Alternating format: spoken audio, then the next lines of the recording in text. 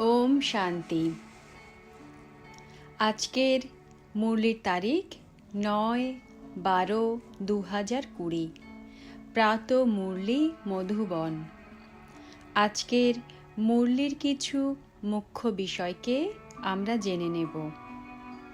মিষ্টি সন্তানেরা, যে সংকল্প ঈশ্বরীয় সেবার জন্য চলে তাকে শুদ্ধ সংকল্প বা নিঃসংকল্পই বলা হবে, ব্যর্থ নয়। প্রশ্ন: বিকর্ম থেকে বাঁচার জন্য এমন কোন দায়িত্ব পালন করতে থেকেও অনাসক্ত থাকো? উত্তর: মিত্র সম্বন্ধীদের সেবা করতে পারো, কিন্তু অলৌকিক ঈশ্বরীয় দৃষ্টি রেখে করো। তাদের প্রতি মোহর সূক্ষ্ম সুতো যেন না থাকে। যদি কোনো বিকারী সম্বন্ধের থেকে সংকল্পও চলে তো তা বিকর্ম হয়ে যায়। এই জন্য অনাসক্ত হয়ে দায়িত্ব পালন করো। যতটা সম্ভব দেহি অভিমানী থাকার, অর্থাৎ দেহে থেকে নিজেকে আত্মা মনে করার পুরুষার্থ করো। ওম শান্তি। আজ তোমাদের বাচ্চাদের সংকল্প, বিকল্প, নিঃসংকল্প অথবা কর্ম, অকর্ম আর বিকর্মের ওপর বোঝানো হচ্ছে। যতক্ষণ তোমরা এই পৃথিবীতে রয়েছ ততক্ষণ তোমাদের সংকল্প নিশ্চয়ই চলতে থাকবে। সংকল্প ধারণ না করে কোনো মানুষ এক মুহূর্ত থাকতে পারবে না। এখন এই সংকল্প এখানেও চলবে, সত্য যুগেও চলবে আর অজ্ঞান কালেও চলে, কিন্তু জ্ঞানে আসার কারণে সংকল্প আর সংকল্প থাকে না। কারণ তোমরা পরমাত্মার সেবার অর্থে নিমিত্ত হয়েছ। তাই যজ্ঞের জন্য অথবা ঈশ্বরীয় সেবার প্রতি যে সংকল্প চলে সে সংকল্প থাকে না, তা নিঃসংকল্পই হয়ে যায়। বাকি যে ফালতু বা অপ্রয়োজনীয় সংকল্প চলে, অর্থাৎ কলিযুগী সংসার আর কলিযুগী মিত্র সম্বন্ধীদের প্রতি চলে, তা বিকল্প বলা হয়ে থাকে। যাতেই বিকর্ম তৈরি হয় আর বিকর্ম দ্বারা দুঃখ প্রাপ্ত হয়। সেবার প্রতি শুদ্ধ সংকল্প চালাতে পারো। দেখো, বাবা এখানে বসে আছেন তোমাদের দেখাশোনা করার জন্য। বাচ্চাদের সেবার জন্য মা বাবার সংকল্প নিশ্চয়ই চলে, কিন্তু সে সংকল্প হয় না, এতে বিকর্ম হয় না। কিন্তু যদি কারো বিকারী সম্বন্ধের প্রতি সংকল্প চলে তো তার বিকর্ম অবশ্যই হয়ে যায়। বাবা তোমরা বাচ্চাদের বলেন যে মিত্র সম্বন্ধীদের সেবা করো, কিন্তু অলৌকিক ঈশ্বরীয় দৃষ্টিতে। মোহর আকর্ষণ যেন না আসে। অনাসক্ত হয়ে নিজের দায়িত্ব পালন করতে হবে, কিন্তু যদি কেউ এখানে এসেও কর্ম সম্বন্ধে থেকেও মোহর সুতোকে কাটতে না পারে, তবুও তার পরমাত্মাকে ছাড়া উচিত নয়। বাবার হাত ধরা থাকলে কিছু না কিছু পদ প্রাপ্ত করে নেবে। এখন এ তো প্রত্যেকেই নিজেকে জানে যে আমার মধ্যে কোন বিকার রয়েছে। যদি কারো মধ্যে একটিও বিকার রয়েছে তো সে নিশ্চয়ই দেহ অভিমানী। যার মধ্যে বিকার নেই সে হলো দেহি অভিমানী। কারো মধ্যে কোনো প্রকারের বিকার থাকলে সে শাস্তি নিশ্চয়ই ভোগ করবে, আর যে বিকার মুক্ত সে শাস্তি থেকেও মুক্ত হয়ে যাবে। যেমন দেখো, কোনো বাচ্চার মধ্যে, যার মধ্যে না কাম রয়েছে, না ক্রোধ, না লোভ, না মোহ, সে সেবা খুব ভালো করতে পারে, তাদের খুব জ্ঞান বিজ্ঞানময় অবস্থা হয়। তোমরাও তো তাদের অনেক ভোট দেবে।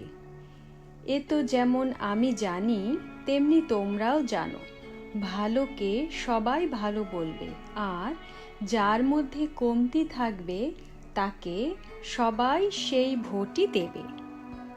এখন এটা নিশ্চয় করো যে যার মধ্যে কোনো বিকার রয়েছে সে সেবা করতে পারবে না। যে বিকার মুক্ত সে সেবা করে অন্যকে নিজের সমান বানাতে পারবে। এই জন্য বিকারের ওপর পূর্ণ বিজয় প্রয়োজন, বিকল্পের ওপর পূর্ণ বিজয় প্রয়োজন। ঈশ্বরের প্রতি সংকল্পকে নিঃসংকল্প বলা হবে। এখানে তোমাদের সংকল্প নিশ্চয় চলবে, কারণ তোমরা সমস্ত দুনিয়াকে শুদ্ধ বানানোর নিমিত্ত হয়েছ। সত্য যুগে শুদ্ধ সংকল্প চলার কারণে সংকল্প থাকে না। কর্ম করেও কর্মবন্ধন হয় না। বুঝেছ? এখন কর্ম অকর্ম আর বিকর্মের গতি তো পরমাত্মাই বোঝাতে পারেন। তিনি বিকর্ম থেকে মুক্ত করাতে পারেন। যিনি এই সঙ্গম যুগে তোমাদের পড়াচ্ছেন। এই জন্য বাচ্চারা নিজের প্রতি অনেক সাবধান থাকো।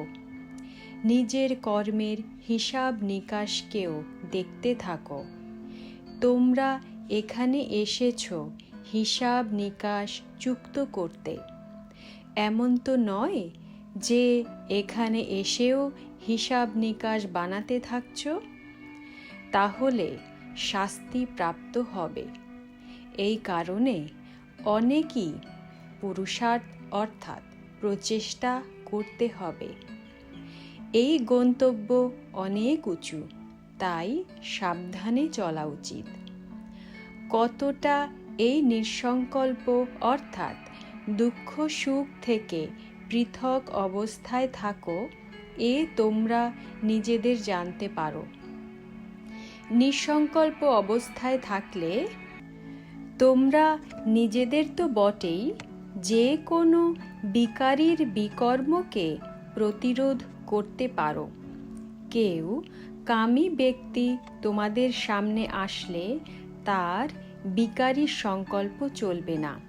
যেমন কোনো দেবতার চিত্রের সামনে গেলে তার সামনে সে শান্ত হয়ে যায়, তেমনি তোমরাও গুপ্ত রূপে দেবতা।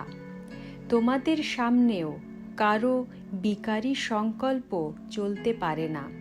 কিন্তু এমন অনেক কামী ব্যক্তি রয়েছে যাদের কিছু সংকল্প যদি চলেও তবুও আক্রমণ করতে পারবে না, যদি তোমরা যোগযুক্ত হয়ে থাকো তাহলে।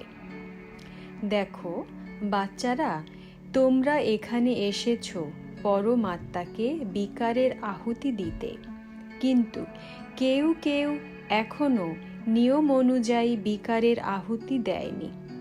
তাদের যোগ পরমাত্মার সাথে যুক্ত হয় না।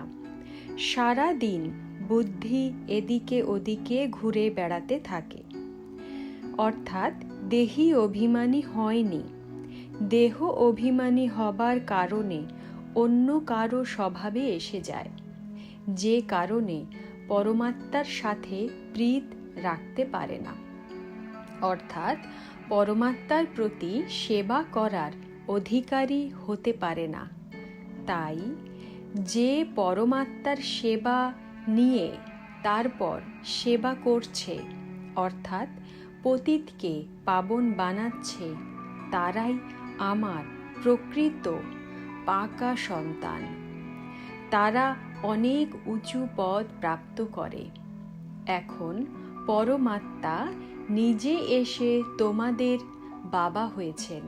সেই বাবাকে সঠিক রূপে না জেনে কোনো প্রকারের সংকল্প উৎপন্ন করা অর্থাৎ বিনাশ প্রাপ্ত করা। এখন সেই সময় আসবে যে 108 জ্ঞান গঙ্গা পূর্ণ অবস্থা প্রাপ্ত করবে। বাকি যারা পড়বে না তারা তো নিজেরই বরবাদি করবে অর্থাৎ ক্ষতি করবে। এটা নিশ্চয় করে রেখো যে কেউ যদি এই ঈশ্বরীয় যজ্ঞে লুকিয়ে কিছু করে তো তাকে এই জাননহার অর্থাৎ সর্বজ্ঞ বাবা দেখে ফেলেন। তো কোনো কিছুই গোপন করা উচিত নয়। ভুল হতে পারে, কিন্তু বলে দিলে পরবর্তীর জন্য নিরাপদ হয়ে যায়। এই জন্য বাচ্চারা সাবধান থেকো। বাচ্চাদের প্রথমে নিজেকে জানতে হবে, আমি কে, কি আমি।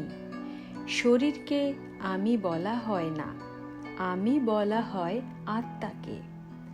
আমি কোথা থেকে এসেছি, কার সন্তান আমি। যখন আত্মারা জানতে পারে যে আমি পরমাত্মার সন্তান, তখন নিজের বাবাকে স্মরণ করলে খুশি হয়ে যাবে। বাবার কর্তব্যকে জানতে হবে। যদি বলা হয় আত্মা পরমাত্মাতে বিলীন হয়ে যাবে, তাহলে আত্মা তো বিনাশী হয়ে গেল, তাই না? তাহলে কে খুশি হবে বলো? তোমরা যারা কোর্স করে এত পড়েছ, তোমাদের কাজ হলো নতুনদের বোঝানো। Students shows masters.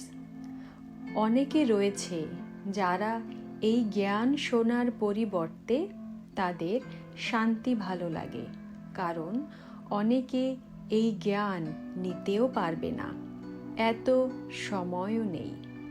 শুধু বাবাকে জেনে যদি নীরবতায় থাকে তাও ভালো। পরমপিতা পরমাত্মা সুপ্রিম লাইটের স্মরণে থাকলেও ভালো। আচ্ছা, ওম শান্তি।